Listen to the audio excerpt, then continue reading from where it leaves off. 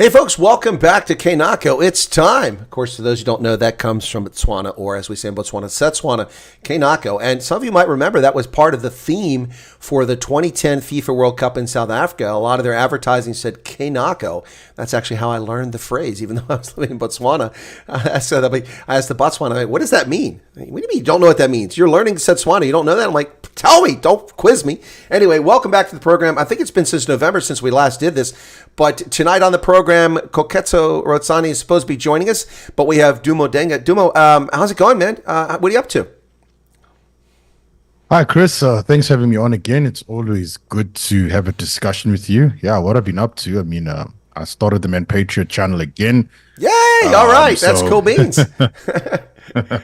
So yeah, I've just been uploading a few things here and there. The content is not as frequent, but I'm just trying to focus more on quality over quantity. But I have to admit, YouTube has listened to creators. It looks like that when you do upload now, they actually do try to put your content in front of the appropriate audience under suggested videos. Well, at least that's what I'm seeing from my side. It might be an anecdote, but it looks better now. So I'm happy about that, because previously, you would just work very hard, upload a video, and then YouTube would just put it on browse features.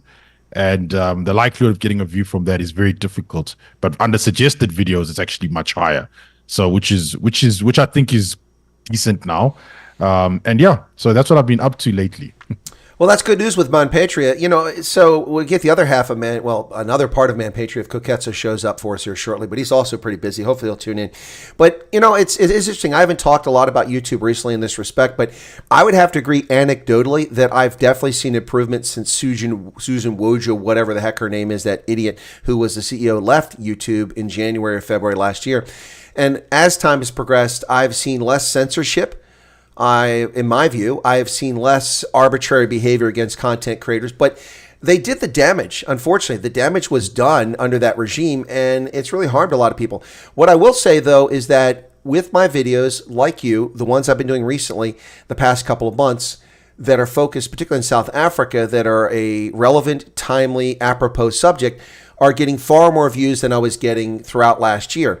Now, they're not like the old days when my videos were getting 150,000 views per video, but I'm getting 2, 5, 10, 15, 20,000 view videos more frequently.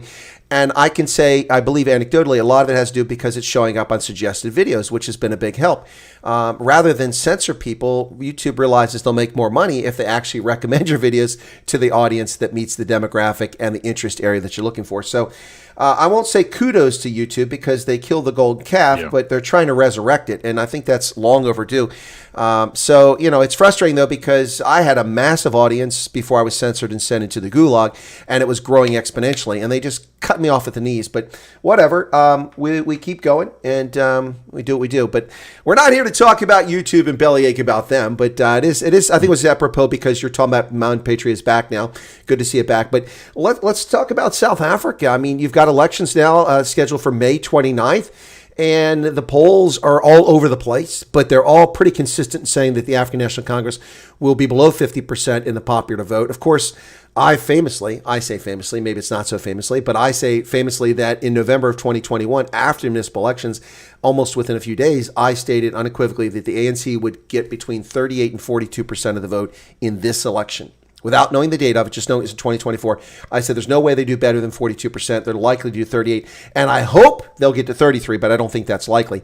What are your thoughts about the upcoming election, and do you think that my numbers will hold true? I made them 3 years ago. Look, Chris, you could be right. You could be right. I I think that has been a narrative that has been going on for quite a while. I think the ANC notices that as well, given their recent actions. So, of course, now they want to sign the NHI bill into law. There's been talks that that 350 rand grant or a new basic income grant is going to become permanent and so forth. So I think they're trying to rally up people to vote for them and say, well, look, I mean, we've got a lot of people on social grants. Let's try to make this thing more permanent, and therefore we can get more votes. So I think the only reason why they're doing that now is because of the fact that they are fearful that they actually might get below 50. But you say they won't get above 42%. All right. That's okay. That is quite a bold claim, but you know what? I really would not say that's I won't say that's impossible. I really think that's a real possibility. Just given the fact of what happened over the past few years, I think there's this apathy as well. I think voter apathy is also going to contribute to this as well, because in the municipal elections, the people that showed up to vote, I think the percentage wasn't even 31%. There we go. Yeah. 31%. It was 31%. Look at that. Of registered voters, not eligible voters. That's a much higher number. So it goes down well below that. I mean, only 13% of those who could actually eligible to vote actually voted for the ANC in the last election. Jeez. Yeah. That's pretty crazy. So I just think, for me, I mean, I think voter apathy is actually going to play a big part in this. Now, I know people are going to say, oh, but you must go out and vote. And I'm like, yeah, people go out and vote. They'll most likely vote ANC. But if there is a lot more voter apathy than the last election, then I do think that the numbers that you predicted are actually going to come to life. Well, to be fair, I made that projection without knowing there'd be something called an MK party springing up in KZN. Okay. Now, as I projected, and as it turned out to be true, and what happened in KwaZulu-Natal, I said that the insurrection that occurred there in July of 2021 would crush the ANC because of their lack of response, and they're allowing that thing to get out of control. A lot of people are angry about it. And that's exactly what happened. The IFP went from a handful of municipalities that they controlled outright or through a majority coalition or even a minority coalition to more than doubling, almost tripling the number of municipalities they had. And that was not because they got more votes.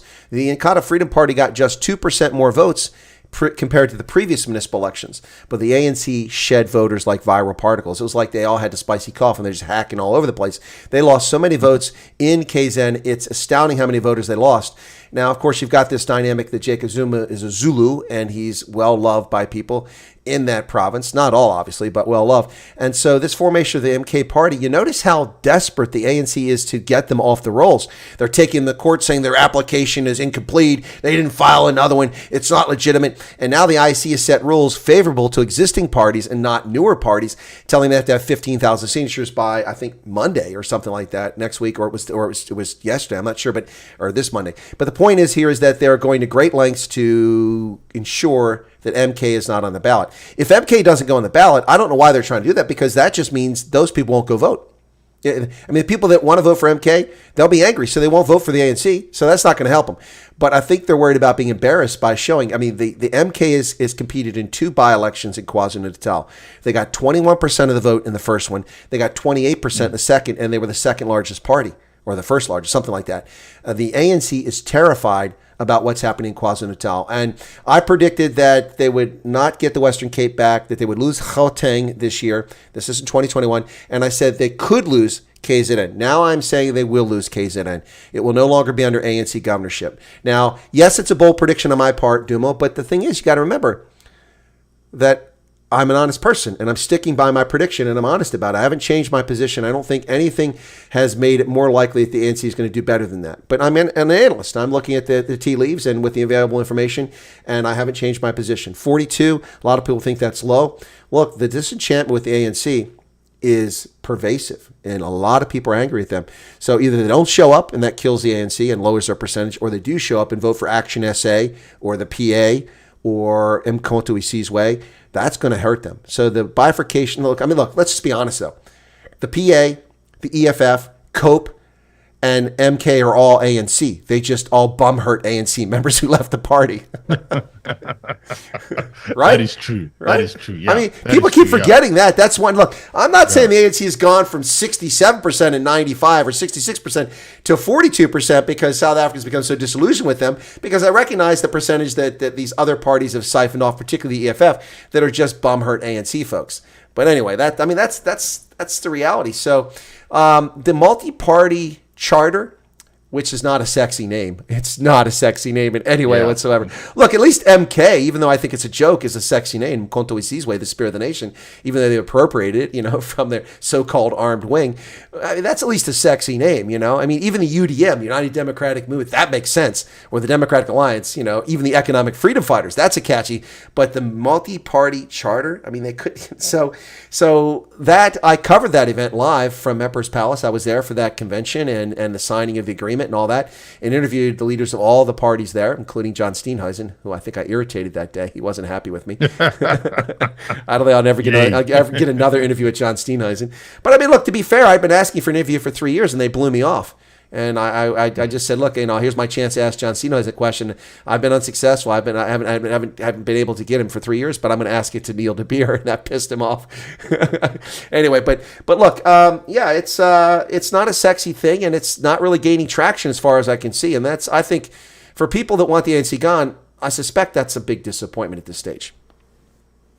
Yeah, I mean, now that you're talking about this this charter movement, there was this.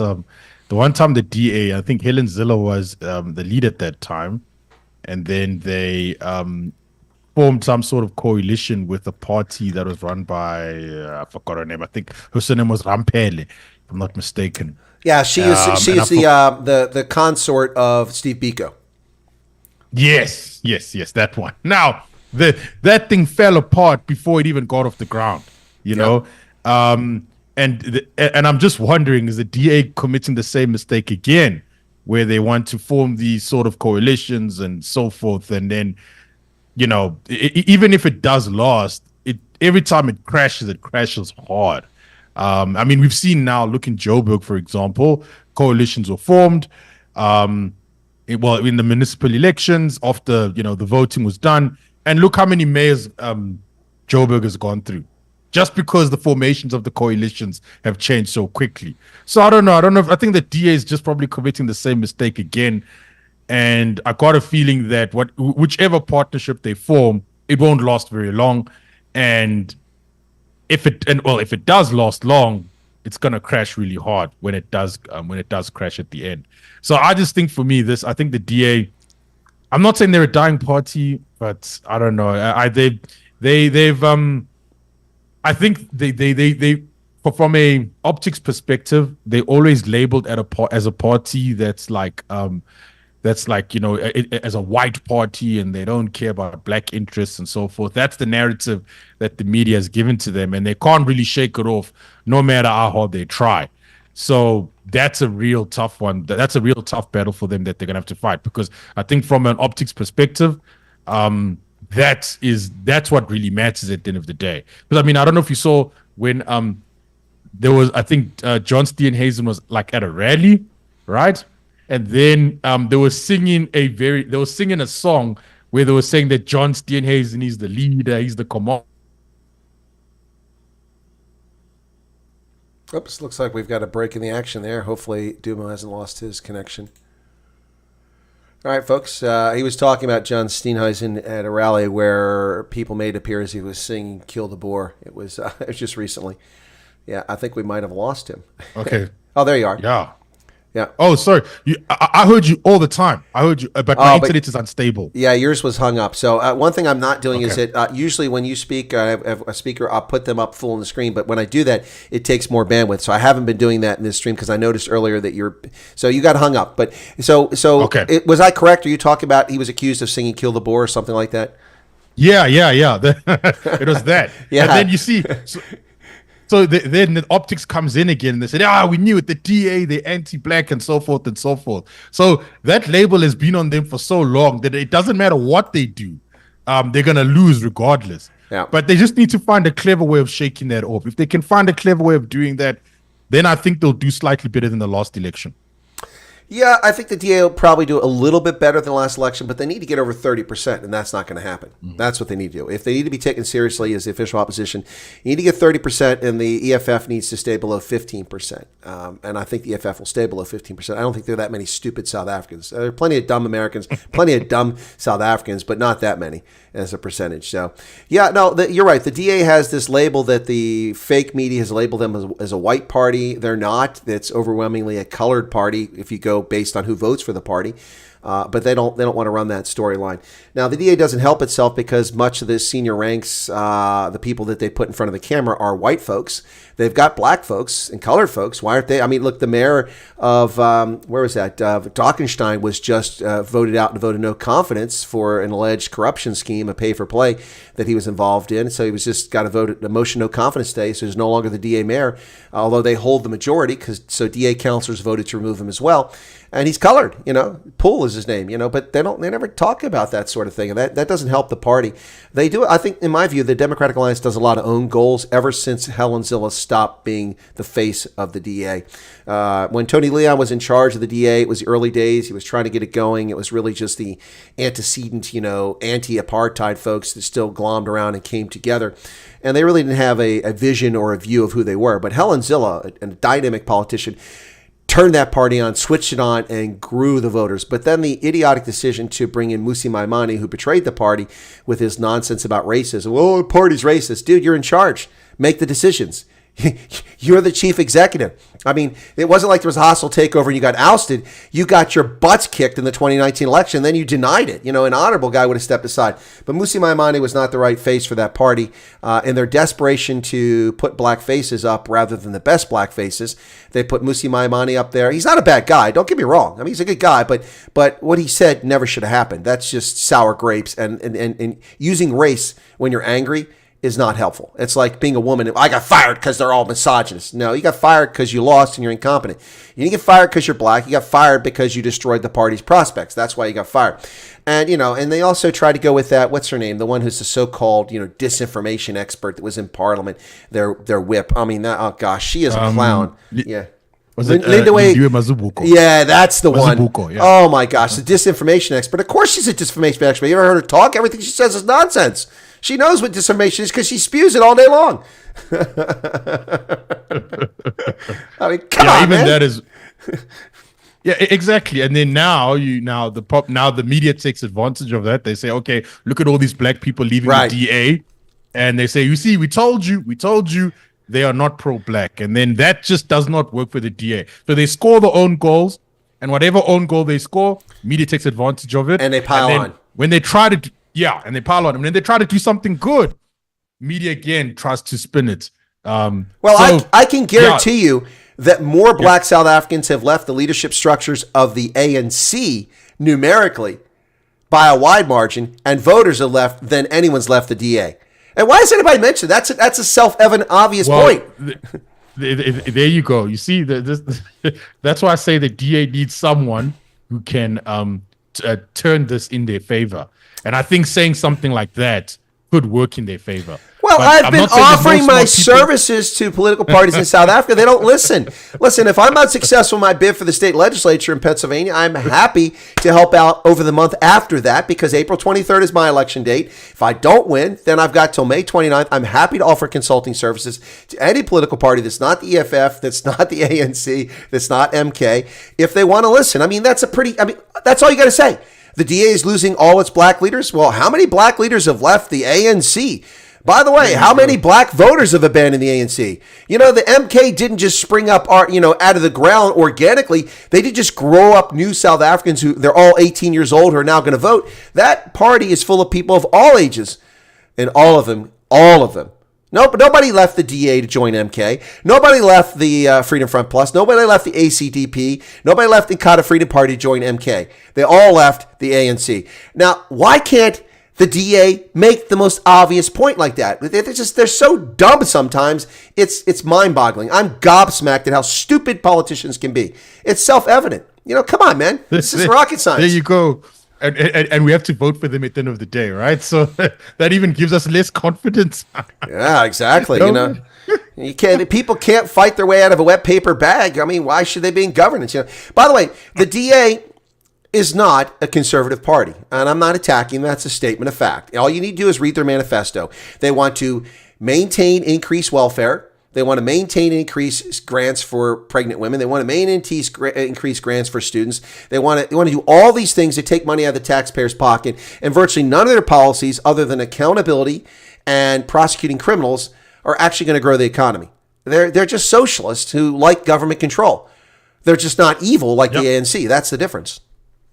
Yeah, that's one of the reasons why I am skeptical of the DA, because of that. It's their. They all they want to do is expand the welfare state, but we are not going to be as evil as the ANC. But I think for me, they're in the same WhatsApp group, really. I think that if someone had to leave the DA, ANC, are vice versa, are they in the cater deployment WhatsApp group, the DA? Good one. I won't be.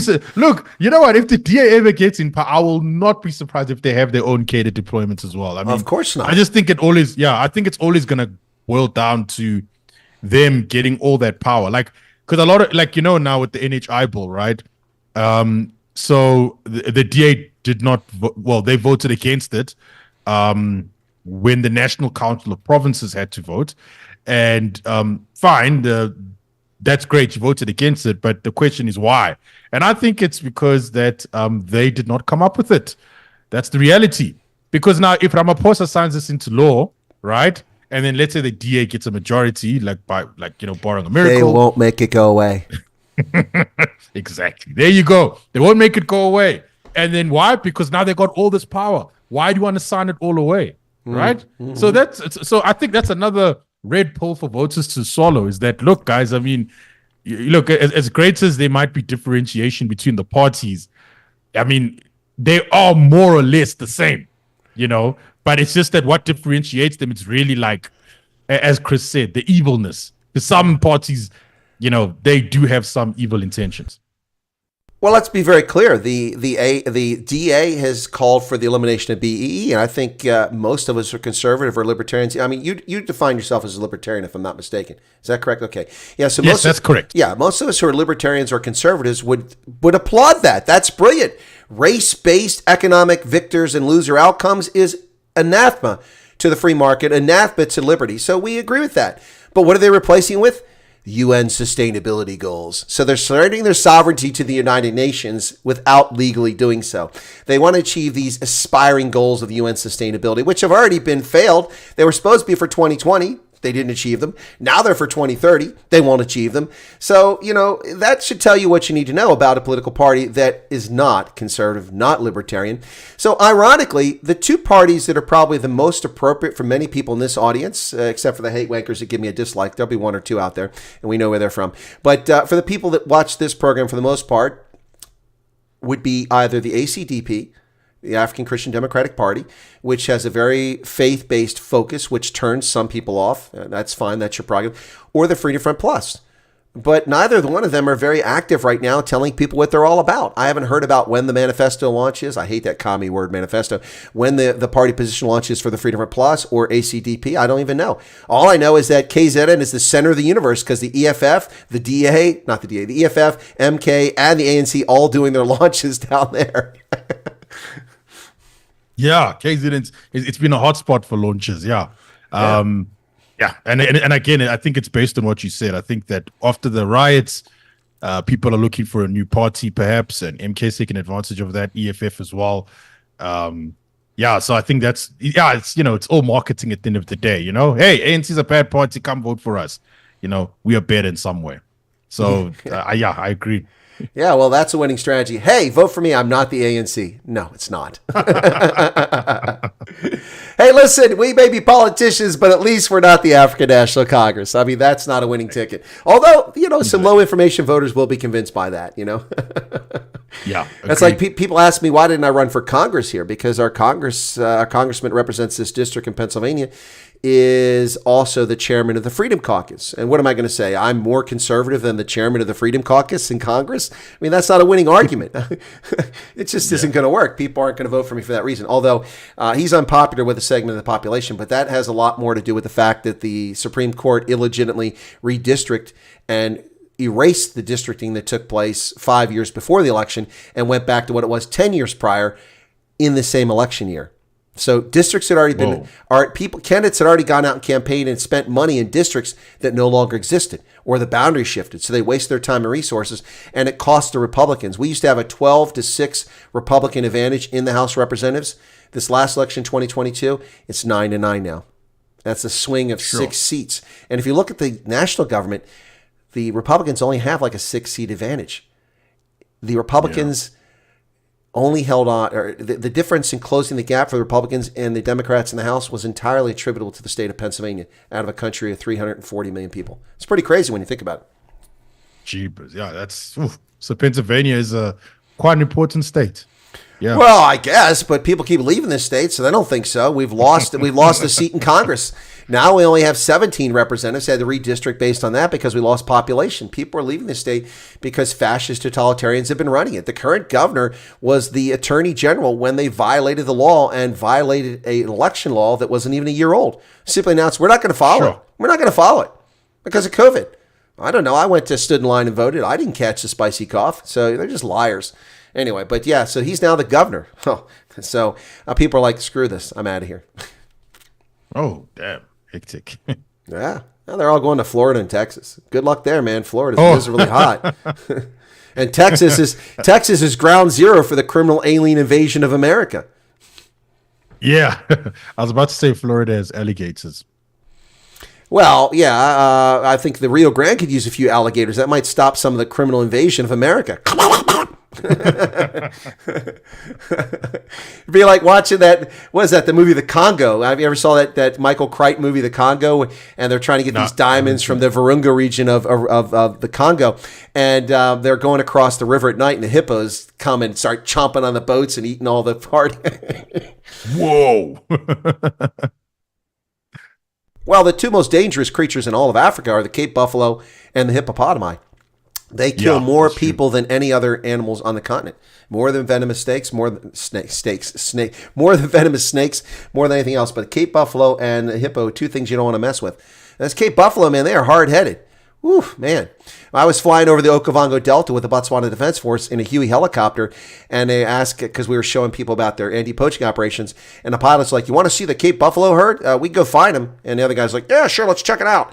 And I'm thinking, no, you don't want to mess with that. So they're looking around like, well, they're usually here, and they moved a couple kilometers. Here they are. They're over at this water hole. So they come over, and they come down, and they fly like 3 meters off the ground, harassing like 2,000 Cape buffalo. And you could just see them get really angry, like a nest of hornets. I'm like, yeah, guys, that's not the best idea. You better hope we don't have to touch this helicopter down because it's not going to go very well for us. Anyway, and I can't outrun a Cape buffalo. Trust me. I have never tried. I know I can't. Yeah, no, but buffaloes in general are just very aggressive. Very aggressive. Yep. I mean, Cyril should know. He had a few of them as well, so. Well, not Cape buffaloes, but he had buffaloes. Mynheer Phala. So do you think that's going to play a role in this election at all? I mean, people are so inured, that's a good word, inured to corruption in South Africa. Is anyone even going to pay attention? I mean, it's just crazy. No, I don't think corruption will play a role. I think the whole Phala scandal was brought up because of internal ANC politics. It's just people having dirt on each other. And then now they wanted to use that against Ramaphosa. It didn't really have any effect. I think people know when there is a president, that president does have dirt on him. He has done some sort of corruption. We've seen it with Zuma. We've seen it, Mbeki not so much, but there was some controversy. But Ramaphosa, it's been a lot. But look, it's not really affecting his reputation. I mean, even when he goes out and they do these manifesto launches, I mean, he attracts a lot of people. People are treating him friendly. Well, that's from the footage from what I've seen. It could be that there might have been hostile people, but then obviously they edited that out, like the Soviet government when they edited out people from photos and stuff like that. So that could be the case. But look, in general, he still has a positive reception. I mean, even people like when I see on Twitter now, a lot of people who supported Ramaphosa, back in 2018 when he was rivaling against Zuma, even those reporters now, they still haven't changed their opinion on him despite the Phala scandal. So, don't want to say anything bad about the guy who brought it up, but at the end it looked like it failed. It looked like it didn't have that effect. And even let's say ANC get, let's say that 42%. Analysts will say, well, no, it's because of the Phala. I'm like, no, it's not.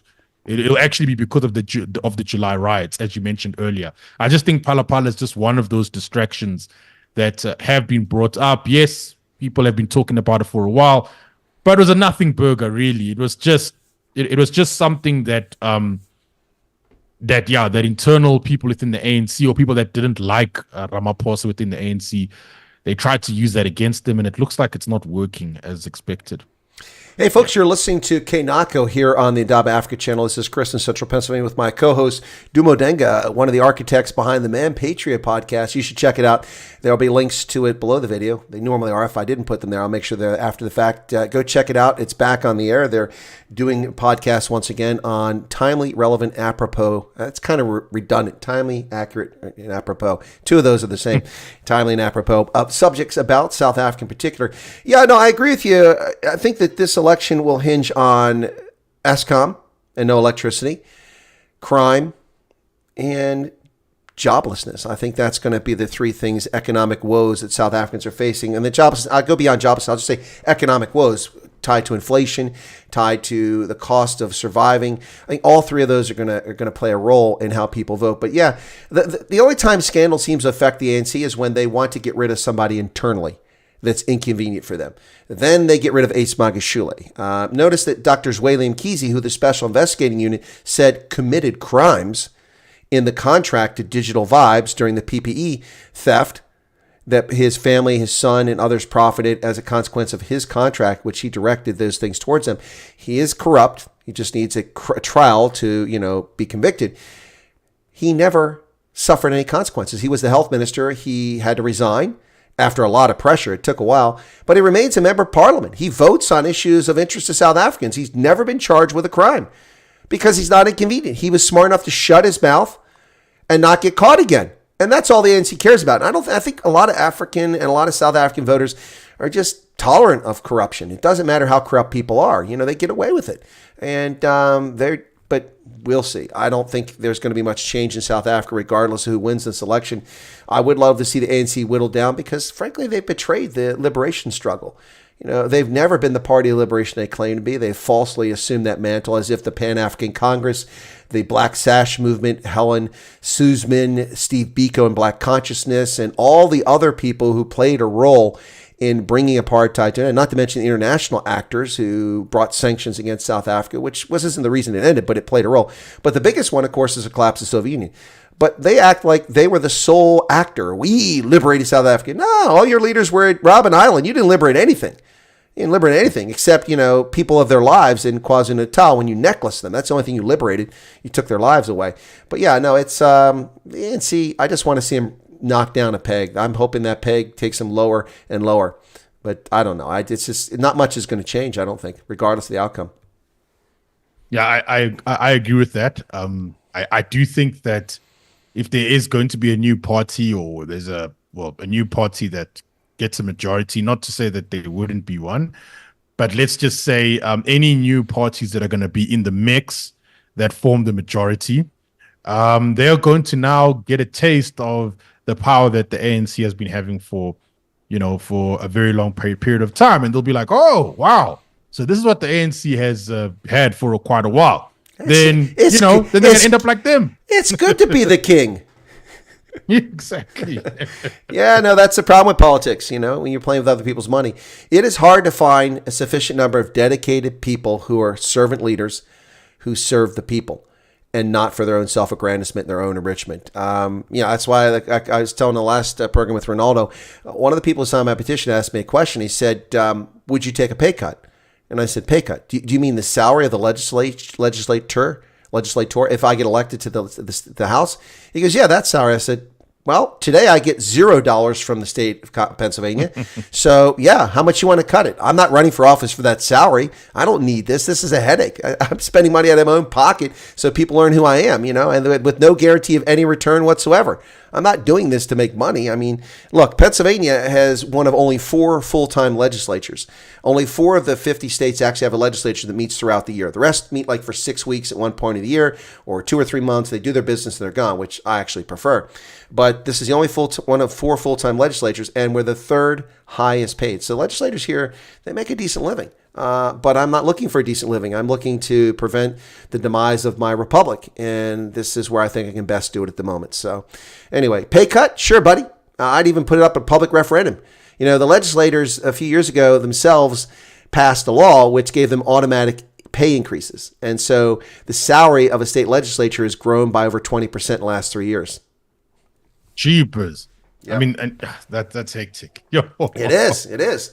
So, yeah. So anyway, but no, it's, the guy's like, would you take a pay cut? Heck yeah. I mean, today I get 0, tomorrow, whatever, it's not like it's any skin off my nose. Now, people already in the legislature are probably not happy to hear me say that because they probably count on their salary. But anyway, just saying. Anyway, so, last night here in the States, Donald Trump won Michigan convincingly. He has won the Iowa caucuses where there were multiple opponents. He won 51%. He won the largest ever margin in the Iowa caucus. Previously, it had been 12 points between multiple contenders. He won by almost 30 points. Well, by 30 points, I think, in that race over his opponents. Yet they termed it a failure, a loss on his part. Then he went to New Hampshire, and he only really had Nikki Haley as an opponent, and he defeated Nikki Haley 54% or something like that to 30-some%. They said that, but in that race, it was tainted because, like South Carolina, they allow independents and Democrats to register Republicans, and they went and voted, which gave her twice as many votes as she should have gotten. So he goes from there to South Carolina, where he gets 58% of the vote. You see the trend, 51, 54, 58.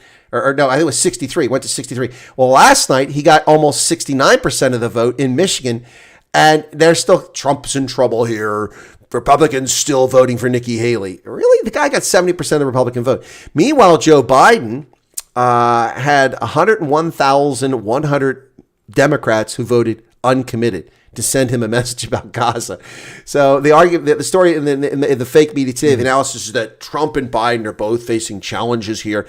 Yeah, but that's not the real story. Both overwhelmingly, convincingly won their state primaries and will get all the delegates, and they're going to be the nominees. That's the real story. But they're always looking for an angle. I mean, I can do that too. Look, the Freedom Front Plus will profit from people's anger in South Africa, and they'll go from 2.1% to 2.2% of the electorate. It won't make a difference. I think with the Trump situation, I think it's quite clear that he's going to be the nominee for the Republicans. Okay, let me take one step back. It's very likely that he's going to be the nominee, right? I don't see anyone. I really don't see anyone taking over from his position. I mean, and also remember, Trump's a popular guy. People forget that. Like, this guy was the president, remember? In 2016 up until 2020. Yeah, maybe the way he left was not so great, but he still got a massive amount of fans that love him. I mean, the MAGA brand, I've never seen. Look, now, I don't care what anyone says, right? But MAGA, as in Make America Great Again, is such a powerful brand. It can cause people to be angry. It can cause people to be happy. But if you just say MAGA, it's you've got it. Like, I mean, you've got someone's attention. So I think Trump was. Yep, we got a little break there again in his feed. Hopefully, it'll come back in a second. RJ, I'm not sure what you're talking about. I did see some comment about some judge having issue with lawyers. Any judge that questions the race of a lawyer should be disbarred and removed from the bench. If a lawyer has passed the bar and is authorized to practice in a particular jurisdiction, then that lawyer should be allowed to practice. Their race should not play an issue here. We don't have black lawyers and white lawyers. We have lawyers that have passed the bar and are in good standing with the legal establishment, and all of them can present a case before a court. Any judge that says anything different should be removed from the bench and disbarred because they're just bigots and racist. Anyway, you go ahead. You're back, Dumo. You broke up again. Okay, cool. All right. So I heard everything while I was breaking up. It's kind of weird, but it's not a problem. So you're talking about the Judges Day, but just to finish a point on Trump. Yeah. Look, MAGA, strong brand. He must just continue in that direction, and maybe he might win again. Let's see. I don't know. When it comes to American elections, I don't like making predictions because 9 out of 10 times I get them wrong, and I won't lie. As a South African watching from South Africa, watching this whole thing unfold, it's entertaining. It's really entertaining. I'm not gonna lie. I love America. I love watching the results of American elections, especially the big ones like we're gonna see now. So good luck to him. Good luck to Biden. But I think the MAGA brand, they really need to make it work now if Trump wants to get it, because if he doesn't get it now, he won't get it again. It's my thing. Oh, yeah, no. I mean, at his age, he's done. If he doesn't win this time, we won't see him back. Yeah, no doubt about it. It's interesting because in the past history of the United States, we had former presidents who later became a justice on the Supreme Court. We've also had a former president early in our history who was no longer president and ran for Congress and became a member of the House of Representatives and spent his twilight years in the House of Representatives after having been president. Talk about humility after being the guy that runs the country to go do that and still contribute to society. Either that or the guy just loves suckling off the government teat and just couldn't let go. Anyway, so back to that judge thing. Do you know what RJ is talking about? I saw snippets of it on Twitter. I didn't get the full story because I was trying to actually control my use of Twitter. So I just need a little like Cliff Notes version of it. Well, RJ is saying the judge requested the advocates involved in the case to explain why they're all white. Obviously, legacy media will not report this narrative. I assume we're talking about a case in South Africa. I mean, I do so much news, I can't remember where this was. Look, any judge that asked that question is a racist. And the fact that they see an attorney as white or black or Indian or Asian shows that they're a bigot. And those people do not belong on the bench. The person should be removed from the bench by whatever means legally is possible to remove them, whether it's an impeachment at the state level or a provincial level, whatever it is, or it's simply removal by a recall or however the best it is. But those people are bigots and racist. When an attorney comes before you, the only question a judge should have is, are you licensed in the bar for this jurisdiction? And if you are you capable of representing your client? That's all they should care about. That's it. Their genitalia, their skin color, their religious affiliation are not germane. They are advocates. They are attorneys. They are there to advocate for their client or defend their client or pursue a case that's someone wronged a client. Nothing to do with their white. If they're all white, so what? Look at Julius Malema. All of his attorneys are white. Nobody's complaining about that. Sorry. Yeah, exactly that. It's kind of sad to hear something like this. I wonder why that question was asked, because sometimes I think RJ just gave us a little more information there. He said it was because the case pertained to BEE. It's still not germane. It's a BEE case. I mean, we have to divide. We're assuming that the judge must be saying, I guess white folks can't argue a case for or against black economic empowerment because they're white. I mean, oh my gosh, this guy should be off the bench now. That's interesting. Is this who's this guy? Tembisa. I want to just check who's actually said that. Because if I actually get this right, I just want to just check this on Twitter quickly. The OnlyFans wannabe X.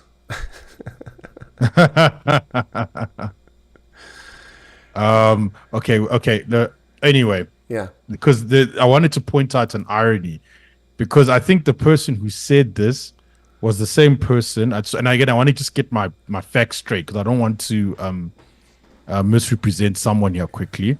But if the connection that I'm seeing is true, then this is a serious problem, because if one says that one cannot comment on women's issue because that person is a man, or if a white person cannot comment on BE because he's white, then a judge cannot rule on a rape case if he's a male, especially if the victim's a female. Right. So then, now the question is, if that's a judge who's saying that, and that same judge, it says here, leading advocate Tembisa has supported calls for a state appointed advocate who defied a judge's directive to explain why there were no black lawyers in BEE case he was arguing to face a misconduct investigation.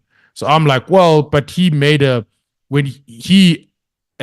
in the Eastern Cape High Court, he made a ruling on a rape case where there was a guy who actually was convicted of rape, and then he actually overturned the ruling to say that no, it's not rape for whatever reason.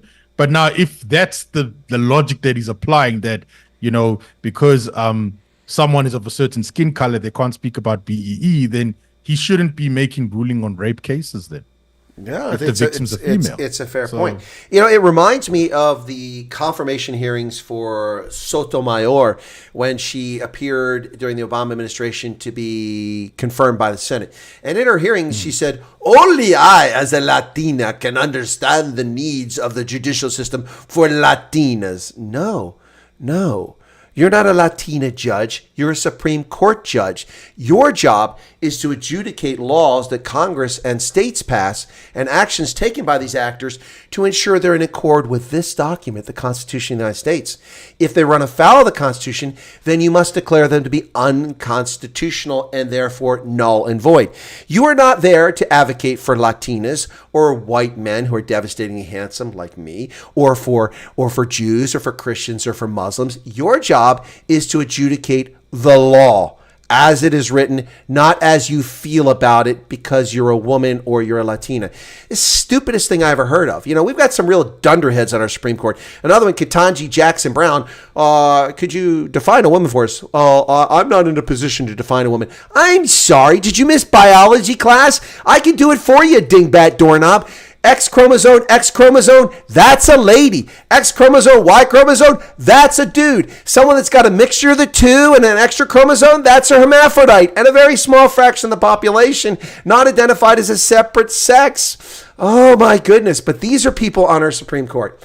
Oh my goodness. It beggars the imagination. Olia is a Latina. No, shut up. You shouldn't be on the bench.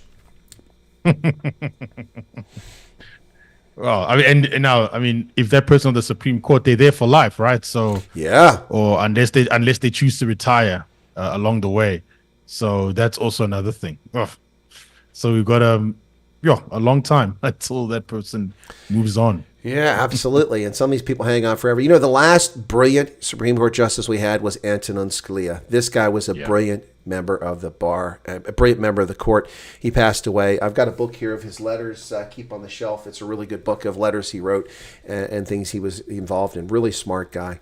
But so South Africa has an election coming up. We have an election coming up. I saw on some newscasts they said that nearly 4 billion people this year are in countries with elections. That's pretty shocking, given that I don't think India or China have an election this year. So that's almost half the world, those two, So that's pretty consequential if it's 3 billion, almost 4 billion people.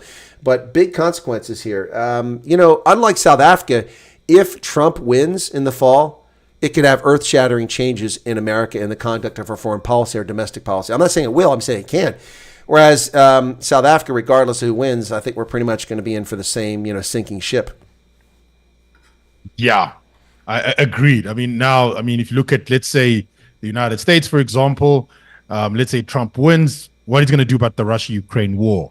I think we know the politics behind that, the politics behind NATO and so forth. Doesn't matter where you stand on it, but what's going to happen now? Because remember, when he was the president, he didn't, let's say, support. No, let me not put it this way. He did not say anything about Ukraine joining NATO. He was very friendly to Ukraine, but when it came to Ukraine joining NATO, he didn't say anything on that. When Biden came in, then that was a big thing, and then he pushed for that. So what's going to happen? Is he going to reverse it, or is he just going to keep things the way they are? I think it's most likely going to be the latter. Then there's also the Israel-Palestine conflict, Israel-Palestine/Hamas.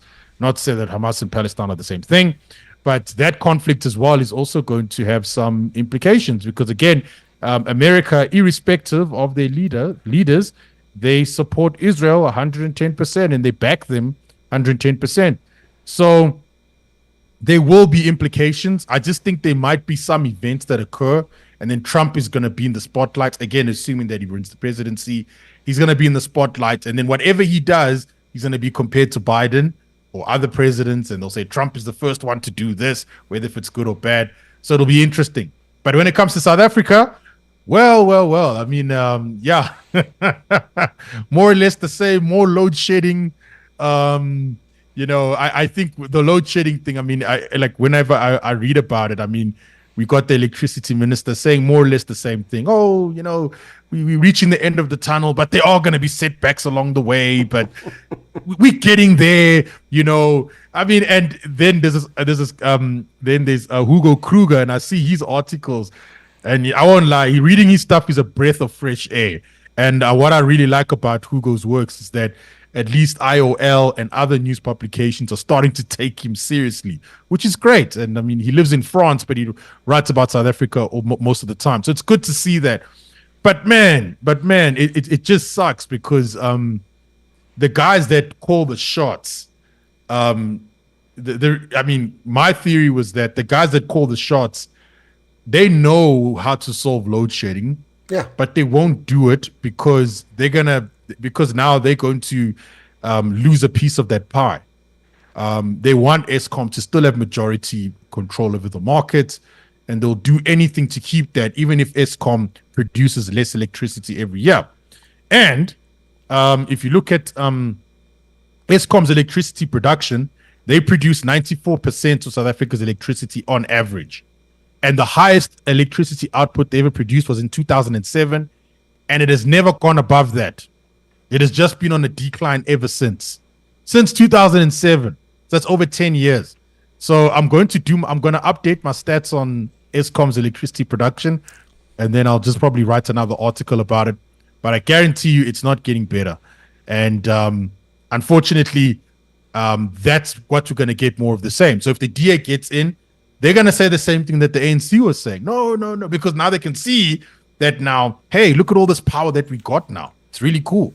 So, well, what's being missed here is that over 4 gigawatts of solar power were installed in the private sector.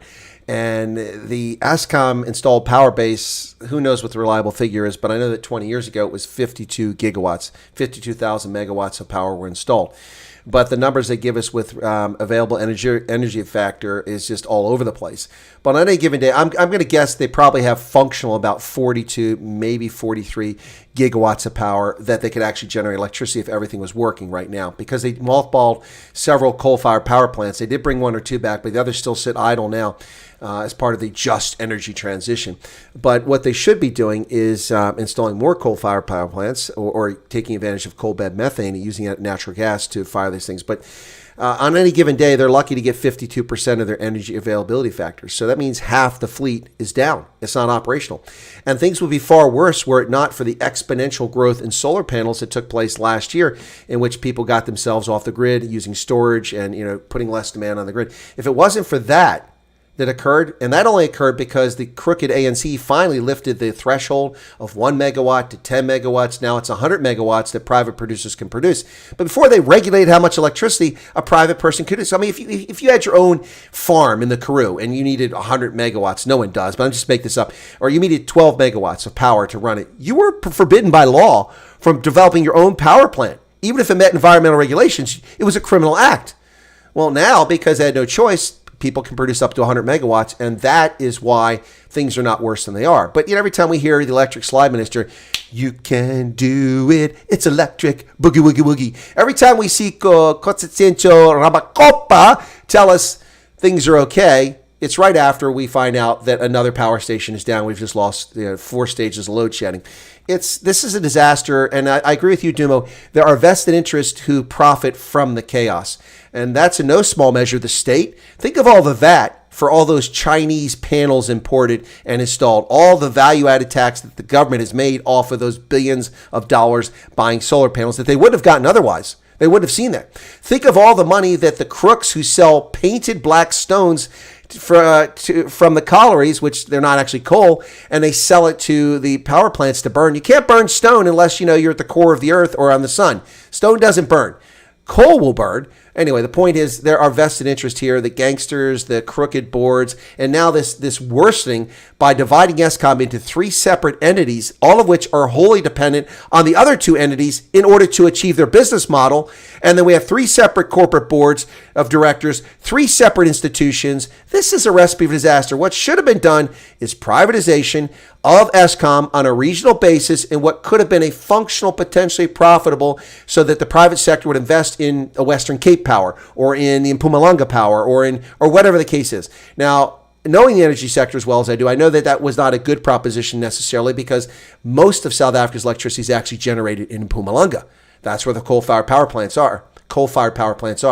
And so anyway, the bottom line here is that this is a steaming pile of dung, and it won't get better. So the only answer for South Africans is get off the grid. If you can afford to get off the grid, and don't be reliant on the state, because they're just going to lead you down to, what's the word? Penury? That's the right word? To misery and penury. It's really sad.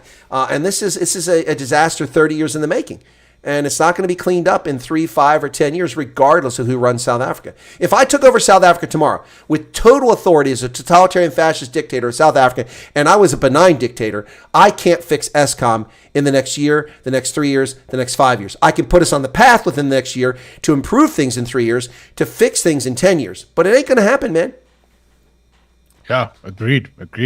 And you know, on the solar issue, I'm glad you mentioned that, because it shows the resilience of South Africans. I think. Oh yeah. That's the I think, not to say that, okay, I know people say, oh, they criticize American exceptionalism. Maybe I'm also suffering from South African exceptionalism, but I think, let's just say, the human spirit is hard to break. And I don't think South African spirits are broken. Hence, we see them, buying these solar panels and getting themselves off the grid, which I think is a fantastic thing. I mean, like, even where I stay, there's a massive generator there. It's loud as hell during load shedding, but hey, that noise reminds me that, hey, at least I got electricity, So that's one of the things now. So I think we're just going to have to get used to the idea of being off the grid. And, that's really it, guys. And I think South Africans can come up with really good solutions on that as well. But I got a feeling that when South Africans start to find good ways of bypassing Eskom in the legal sense, what's going to happen? The politicians are going to put in regulations in place to make it more difficult for South Africans to do so, because they'll say it's too dangerous and stuff like that. Or whatever silly reason they can think of, because as long as they can get enough people in parliament to vote for that, then there's nothing we can do as South Africans. So yeah, we must stop being reliant on the state, guys.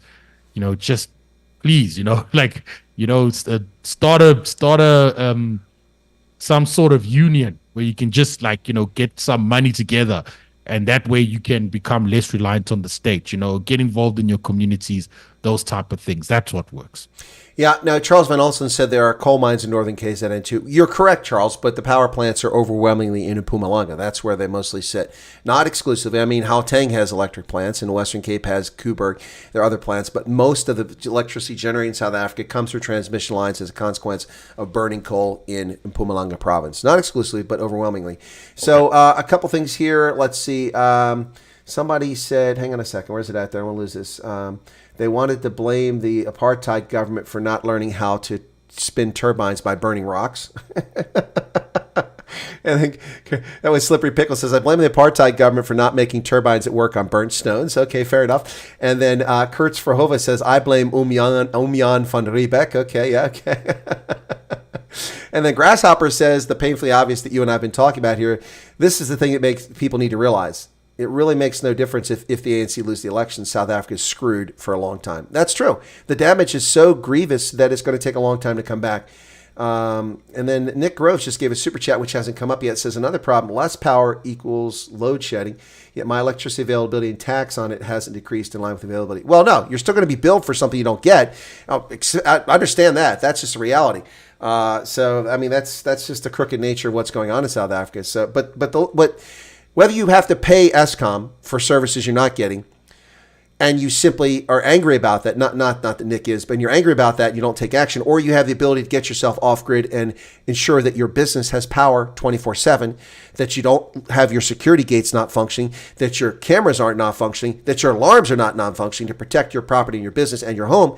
Well, that's on you if you have the ability to do it. If you don't, which most people don't, then that's unfortunate for you. But the reality is if you moan about it, and this is not directed at Nick, if you moan about it and you have the ability to correct it, and you're angry at your paying, well, then that's on you. You look, we realize that the government, and there's the super chat coming through, realize that the government is not going to fix things for you. So, you got to do something to protect yourself because, listen, when the power goes out, the crime goes up. The home invasions, the break-ins, the muggings, the robberies, the carjackings. It's a lot easier to do it in the dark when they can escape, the criminals, and they take advantage of it. RJ says a major issue with solar is most abundant in Northern Cape. The transmission infrastructure were not designed with that anticipation. Yes and no, RJ. South Africa has abundant solar capability throughout the entire country. It's not just Northern Cape. Northwest is bask and bathed in heat. Trust me, I lived up there. It's brutally hot and sunny all the time. There's plenty of sunlight. The issue, but you're correct, the transmission lines aren't set up for it, but it's not entirely accurate. It doesn't take much to expand it because you got to remember South Africa is a member of the Southern African Power Pool, and they distribute electricity to Namibia, to Botswana, to Zimbabwe, to Eswatini, to Lesotho. All these countries are all part of the Southern African Power Pool, and you can easily flip the switch and redirect the juice in another direction. So yes, the Northern Cape does need more transmission lines, but then all of South Africa needs more transmission lines. That's what the ANC is focused on. In the next election, we're going to spend trillions of rand expanding the transmission grid. Yes, non-existent money going to come from private investors. Would those be the private investors that have been abandoning South Africa for the past 7 years? The amount of foreign direct investment is a net negative under Cyril Ramaphosa. I want to bring $100 billion, not rand, $100 billion of foreign direct investment in an investor-friendly McDonald's, Big Mac, Cyril Ramaphosa South African economy. Dude, people are leaving South Africa. Anyway, sorry, I had to go on with that, Dumo. Yeah, I see you're laughing. Look, 100% agree there. Just one last point on the, electricity thing. I think you're right. Yeah, I do agree with you on that. We've got solar capabilities everywhere, but we also have nuclear capabilities as well. There's so much. But I think one of the things that I've noticed from people who are not really in favor of the private market getting involved in electricity is that they'll say, what about the grid? And my response is, look, you make it sound like as if other grids cannot be created. I'm pretty sure there is a financial incentive in creating more independent grids and smaller regional grids. But I think the idea that we need to create a national grid that gets fed through from Mpumalanga and Northern Cape and stuff like that, that's an archaic idea. We need to look at more regional grids with their own power supply as well.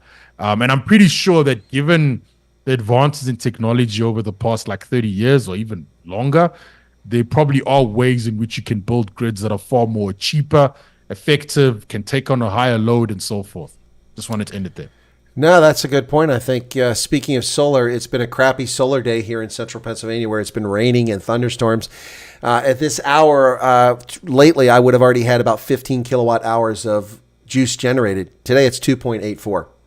So sun is lovely when it's available. Yeah. But I don't know. We haven't spoken a bit, Dumo. My panels got turned on around the last time we talked, but the state of Pennsylvania has a scheme that they came up with to get people off of the grid and onto home residential solar. And it's a whole series of federal subsidies and state subsidies and tax breaks. And bottom line is this: I paid $0 to have solar panels installed in my house. And the electricity that's generated when the sun is out, if it exceeds my consumption, it gets fed through the inverter right back into the grid. And then at the end of the month, I get my bill, and I just got my most recent bill. Last year, my electric bill from the provider was $130 for January. This year, it was $40 for January. And January was not a good month. That was not a good month for electricity generation. I had very bad days, lots of snow, bad weather, cloudy skies. So the point here is that, but that sounds good. But the people who put the panels on my roof, they work with a third party that provides the financing to buy all of it and pay for the installation. and then I pay a monthly fee for the generation. But the rate is at 50% less than what I'm paying for electricity from the grid. So in the end, I should come out ahead. And every year in May, if you have a net plus of kilowatt hours generated, you get paid a check at the same rate that you pay. So that's good, because a lot of, if you put solar panels on your house, when you sell it back to the grid, they pay you 1/3. In this case, the state, in order to make it attractive to get people off the grid, said you got to pay the same rate. So it's a wash. So this month has been really good. I've generated 653 kilowatt hours off my panels in February. And so I burn about 17 kilowatt hours per day on average, which is a lot less than most people that home my size. So in the end, I should do fine. But it's all because they've perverted the capital markets to make this even possible. I mean, I'm not going to spend $40,000 to put solar panels in my house to lower my electric bill by $80 a month or $30 a month. That's insane. Yeah. So anyway, but the bottom line is I'm paying exactly the same this year between the fee that I pay for the panels they've installed on my roof and what my electric bill is. But going forward, as I get to April, May, June, July, August, September, October, big, long days with 12, 14 hours of sunlight, and the earth tilted back in the direction where I'm getting the sun head on instead of an angle here in the northern hemisphere because it's wintertime, then I'll probably generate lots of electricity. So we'll see how it goes. But I mean, it's only possible because they monkey with the free market. There we go. That's it. That's the tweet. That's it. That's it. They're using the term load shedding here now after switching off coal power station and carving up farms for solar, says Chris Holmes. Okay, Chris. Interesting. Okay. Anyway, so Dumo, any big events? I mean, now that you're back doing the Man Patriot podcast is back, and I think a lot of people are probably happy to hear that. But anything else going on? You're obviously a very busy man, making your trillions of dollars there in your marketplace. But other than that, what's going on? I mean, will you be rivaling Elon Musk for the world's wealthiest individuals? We're just curious. Inquiring minds want to know. I wish I was on that level. I wish. But yeah, look, I mean, I'm just focusing more on Man Patreon now. And you'll see that the content now is going to be a bit different. And I think you guys are going to like it. I think what I've done during my break was that I learned from other content creators. I've seen their tactics. I've seen how they can just take something so small and really make it into a great video that's interesting. So you're going to see a lot of that going forward. And I think you guys are going to like it. It's going to be very entertaining for many of you. And then hopefully, the channel blows up. If it doesn't, not a problem, because I'm really enjoying making this type of content now. Well, that's awesome and great to hear. And I think a lot of people are looking forward to it. And I'm glad that we had you on. I don't know what happened to Koketso tonight, but he probably got tied up. And then the others who get the free ride on the banner, we haven't seen them in a while, so we won't go into that. But no, it's great to hear, and I hope that people go check out Man Patriot. It's a very fascinating conversation. There's two podcasts that I find very fascinating that I don't get much opportunity to watch. One is yours, Man Patriot. The other is Mark Oppenheimer's Brain in a Vat. That's a very, very interesting one as well. And you guys normally tackle topics that not everybody else is talking about, which is nice because it's. I'm not sure the direction you're going now because I haven't seen the new content, but you've tackled topics in the past that people don't really spend a lot of time talking about, and it's kind of nice to have that option. I got to be honest, for now, I've been watching nobody's content. My day is not mine. Today, up in the morning, researching for my news broadcast for an hour and a half, Ronaldo, Wednesdays with the Colonel for an hour, now an hour plus with you. Then I'm done. Then I've got to prep to go to that Senate candidate's fundraiser tonight. I'm running to replace her. She's running for the Senate, so I got to go to that. That's at 5:30, and then I have to leave there early to go to the VFW, the Veterans for Foreign Wars, to do a presentation and a recognition ceremony for the 33rd anniversary of the end of the Desert Storm, which I was a participant in. And then when I finish that, I've got an emergency board meeting with the board members from that organization about the staff there. We're having problems. And then I'm already supposed to be on my radio show, The Common Sense Conservatives, but I'll have to leave there late and then appear for just the last hour on my radio show. And that's tonight. And like last night, I probably won't eat till about 9:30 at night for the first time during the day. That's kind of how my schedule is. And that's other than the event with the representative who's going for the Senate, all the rest of that is baked in my schedule anyway. So it's not even campaigning. You imagine what it's going to be like when I have to up the campaigning. Something's going to have to be dialed back. So it's, what's this? Archie says, I'm a Brain in the Vat fanboy. So good. Yeah, it's a great show. A great show.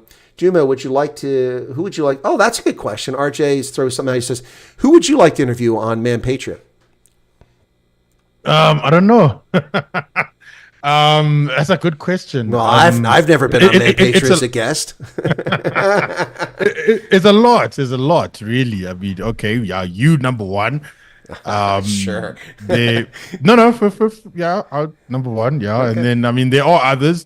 There is Stefan Kinsella. I wanted to also bring on Hans Herman Hopper, but yeah, he doesn't do interviews, and that's fine. But yeah, it's mainly those three. But you definitely number one. But yeah, in terms of interviews, we're not doing them yet, but they're coming. It's just part of the content cycle. Well, I was on track to interview Penul, the Black Pen, and it just kind of fell apart. I don't know what happened there. I'd like to interview him. I think he's an interesting character. There's these two newer folks that have shown up here. One is the 360 Experience. I'm not sold on that. I think the guy's just getting attention because he's a shiny new toy. That does happen. It happened to me as a YouTube content creator. Not saying his content isn't good. I'm just saying that I'm not sold on it yet. And then there's, what's the lady? She's really good. I can't think of her name. But I reached out to her and I didn't get a response. But yeah, there's a few people I'd like to interview. Those are the ones I'd like to interview off the top. And then, it's Donald Trump is right up on top. Yeah, but that's just because I'm selfish. I want my channel to grow. If I had Donald Trump, my channel if it survived his conversation, my channel would grow exponentially. YouTube would probably censor me, you got that. So Grasshopper says, can you ask Dumo about his thoughts on self-determination and whether he thinks this is a viable solution for the people? Well, before you answer, self-determination is in the United Nations Charter. And there is this is addressed in South Africa's constitution in some respects. And I suspect that he's asking the question because of Western Cape secession. So any thoughts on self-determination? Well, I think as a libertarian, that's one thing, that's one topic that we like to entertain. So what we do say is that if you want to self-determine, you should be allowed to do it. But in terms of getting it done efficiently, I think Cape independence, though I like the idea, I think it's really too big of a chunk of South Africa to take in one go. I do think that if you want to do self-determination, you have to do it more at a local level. That's what I think. Maybe like a municipal level, like a Chris Papas level. And I think that's the best way to start. So if one small municipality does it, and you can get momentum growing on that, then you've got these many different territories within South Africa. So as to quote Hopper says he wants to see millions of Liechtensteins all around the world, or Hong Kongs around the world. It's like that. So that is a pipe dream, but to be honest, if you really want to do self-determination, I think Western Cape size type of secession is too large. You need to go much smaller. That's the best way to go, in my opinion. Well, the challenge I have with that is that I don't think that people should do self-determination if what they create is not economically viable. That's the key distinction for me. So in the case of Western Cape, it is economically viable, so that passes that test for me. As far as the size, that's on the people involved. But self-determination is a dangerous path. Germany was once comprised of 300 municipalities, monarchies, and different little, political polities. And if you looked at the way it was comprised, it was just insane. And it led to centuries of stagnation in economic growth, centuries of stagnation in political development, centuries of stagnation in so many ways. And Italy was the same way. There was no Italy until the late 19th century. There was never Germany until after 1870, after they defeated the French, and then it became Germany. It never existed prior to that. And that's a real challenge here, and people need to think about that very carefully here. The United States wouldn't be the United States if not for the compromise that was reached in allowing slavery to continue to exist. By the way, newsflash for the audience, probably not this audience, but the United States didn't invent slavery. And when we became a country in 1776 at our Declaration of Independence, Had we not had slavery, we would have been the only country on the planet, the only political entity on the planet without slavery, had we taken that position. So stop blaming us for slavery because you don't know what you're talking about. We took steps to eliminate this abomination from the very outset. And in fact, the first time the United States expanded territorially with the Northwest Ordinance Act of 1787, while we were under the Articles of Confederation, we passed into law that slavery would be banned in all of that territory into perpetuity. That became the states of Ohio, Michigan, Indiana, Illinois, and Wisconsin. Never had slavery legally. It doesn't mean there weren't slaves there, but there were never legal slavery there. And then we also banned the importation of slaves in 1806, the first country in the world, or the second country in the world, to ban slave importation. It took effect in 1808. Slavery continued to exist until December 6th of 1865. But the point is, people need to learn their history here. Anyway, it's secession. You got to be careful. We would not have had an American country if we had not made a couple things, like the Electoral College was necessary because 4 states dominated the country in population: New York, Massachusetts, Pennsylvania, and Virginia. Those 4 states, 3 of which were contiguous, so they were touching each other. Those 4, well, no, Maryland was in the way, but 2 of them contiguous, New York and Pennsylvania. Those 4 states had over 80% of the population. Had we not created a system in which the Senate was the senior body of the legislature and every state, regardless of population, was represented by 2 senators, so California is as equal as Wyoming. Both have 2 senators, even though California has 39 million people and Wyoming has 600,000. They both represented to the same level of representation. And then you break it down based on population in the House, so California gets a lot more representatives. But if we hadn't done that and we hadn't created the Electoral College, we never would have had a union. If we had not allowed for slavery to persist, but put mechanisms in place to amend the Constitution to get rid of it, we never would have had a country. There would be the southern states. There would have been the North. We would never have had America, and world history would have been very different. So be careful what you ask for when you talk about secession. That's not a pro. That's not an anti-secession statement. That's just a statement. Consider the outcome. South Africa without the Western Cape would be crippled. The Western Cape would succeed wildly, in my view, but it would be devastating to South Africa. So there you go. What do you think? Oh, sorry. I was trying to find the unmute button was not working. Yeah, fair point. Fair point. I still feel that, I still think on a small scale, secession is more attractive and more doable. And yeah, it has to make economic sense. So I just think that if you are going to have self-determination, my advice is that if you're going to create a smaller state, fine. But then I do think you may rival the South African government and so forth, and then they could take over again. So I think if you're going to secede and anything like that, the society that you create has to be fundamentally different and more dynamic, which allows for more economic freedom and at the same time a just social order. It has to be so much different that people can look at it and say, hey, this looks like a viable solution. They've got this, they've got that, and everything else. What you don't want is to create a small territory that has, let's say, more strict regulations, and it's got, let's say, your own, and it pushes your own religious views and stuff like that, but it's a hellhole to live in. Then people are just going to live in the bigger state. So that's the thing. So I agree with the economic freedom part is important, guys. If you're going to secede, your new society has to be more economically viable and more economically dynamic and attractive, like Hong Kong and all these other places as well. So I hear you out on that, Chris, but I think those problems that you mentioned can be solved. I don't think Hong Kong can be an example we use anymore because it's been subverted by the Chinese communists. It's no longer the dynamic engine of growth, and in fact, it's a fascist state now. I think Singapore is a more appropriate, and that's probably an example you would agree with. Singapore as a city-state is very successul. Now, they have kind of an authoritarian government, but it's not overly abusive. It's not as free as I would like it to be.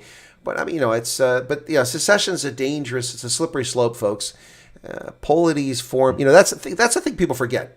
There were no governments in the beginning. We had no governments, and there were no organized faiths, but people developed faith.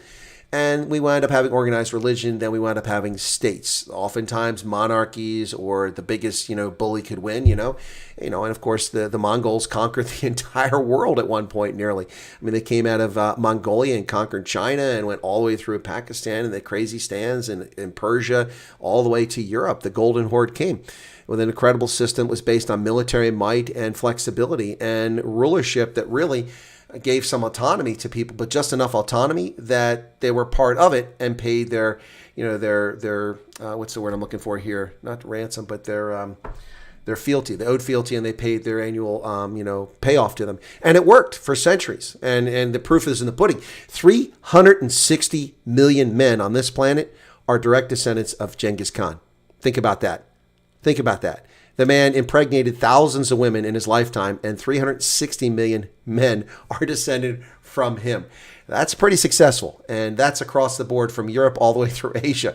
So, but it's just, secession is a dangerous topic from a standpoint that it makes a lot of people nervous, and it leads to a lot of false accusations. So anyway, I've interviewed all the guys involved in Cape secession, Des Palm, and then also Hein Marks, as well as Phil Craig. Phil Craig, of course, is now the leader of the new referendum party in the Western Cape, a party that the multi-party charter denied admission to. And I'll have him on the program tomorrow, so we'll be talking to Phil Craig about that tomorrow and about the international impacts. I don't know that Western Cape secession is ever going to happen, but quite frankly, if you're going to do it, you might as well take the Northern Cape with you. I don't know if you want the Eastern Cape. That's a basket case. Leave that for the ANC. Leave that for the ANC to sort out in the rump what's left of South Africa.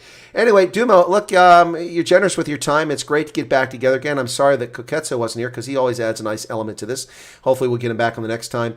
And I'm not sure how often we can do it, but I'll keep sending the invites out. We try to do this fortnightly, but we've never achieved that, and that's fine. We're busy people.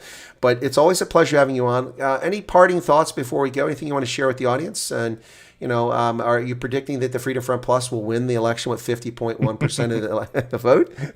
Or maybe the ACDP gets 46%. I don't know. Any thoughts?